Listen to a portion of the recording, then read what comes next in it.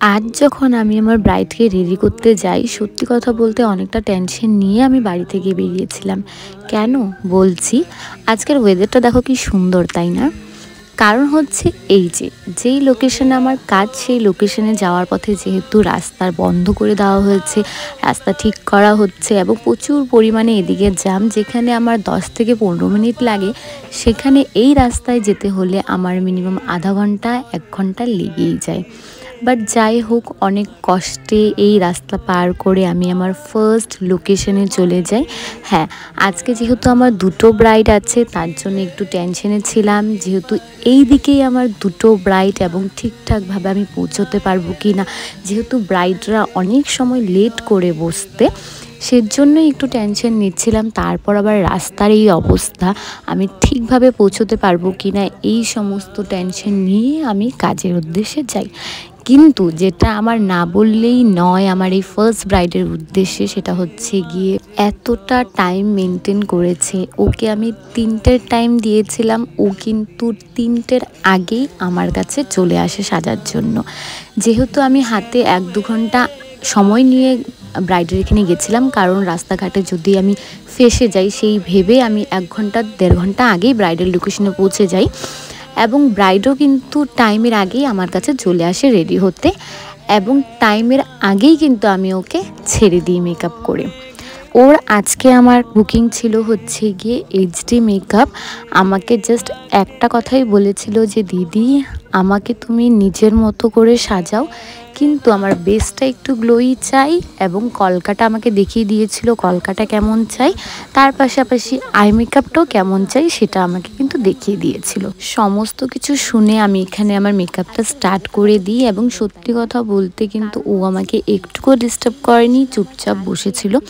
না না সরি, চুপচাপ বসেছিল না, আমরা গল্প করছিলাম, গল্প করতে করতে কিন্তু এখানে কাজ করছিলাম। গল্প করা একটা কথা আর ডিস্টার্ব করা আর একটা কথা, দুটোর মধ্যে কিন্তু প্রচুর ডিফারেন্স আছে। আমার সমস্ত ব্রাইডের সাথেই কিন্তু আমি মোটামুটি গল্প করেই কাজ করি, কমফোর্টেবল করে নিয়ে কাজ করার চেষ্টা করি, যাতে ওদের যদি কোনো প্রবলেম হয় সেটা আমাকে বলতে পারে এবং সেই জিনিসগুলো আমি ঠিকভাবে করে দিতে পারি ওদেরকে। এটা আমি সবসময় সব ব্রাইডের সাথেই চেষ্টা করে থাকি। আমার এই ব্রাইডকে কিন্তু টাইম দেওয়া ছিল 3টে, যেটা আগেই বললাম, এবং ও আমার কাছে প্রায় 2:45-র সময় চলে আসছিল। ওকে শাড়িটা পরিয়ে দেন আমি মেকআপটা স্টার্ট করে দিয়েছিলাম, এবং 5টার আগেই কিন্তু ওকে আমি ছেড়ে দিয়েছিলাম। 5টার আগে আমার হয়ে গেছিলো, কারণ ওকে বলাই ছিল আমার যে আমি কিন্তু 5টায় তোমার এখান থেকে বেরিয়ে পড়বো, দেন আমি সেকেন্ড ব্রাইডের লোকেশনে যাব। কারণ রাস্তাঘাটের যা অবস্থা, আমার সত্যি জানা নেই যে কি হতে চলেছিল সেদিন আমার সাথে। কিন্তু আমার এই ব্রাইডকে আমি যত থ্যাঙ্কস বলবো ততটাই কম হবে। এতটা সুন্দরভাবে টাইম ম্যানেজমেন্ট করেছে, এতটা সুন্দরভাবে টাইমলি মেকআপে বসেছে, যার জন্য আমি সমস্তটা আমি নিজের হাতে করে দিয়ে আসতে পেরেছি। আমি যদি নিজের হাতে সমস্তটা না করে দিয়ে আসি, তাহলে কোথাও না কোথাও ব্রাইডের হয়তো একটু খারাপ লাগে, কোথাও না কোথাও আমার একটু খারাপ লাগে। বাট হ্যাঁ, মেকআপ হেয়ার আমি নিজেই করি, বাকি যা টুকটাক কাজ আছে সেগুলো কিন্তু আমাকে করে দেয়, এবং ওরা না থাকলে সত্যি আমাদের কাজ করা কিন্তু পসিবল না, সেটা একটা ব্রাইড হোক বা দুটো ব্রাইড হোক।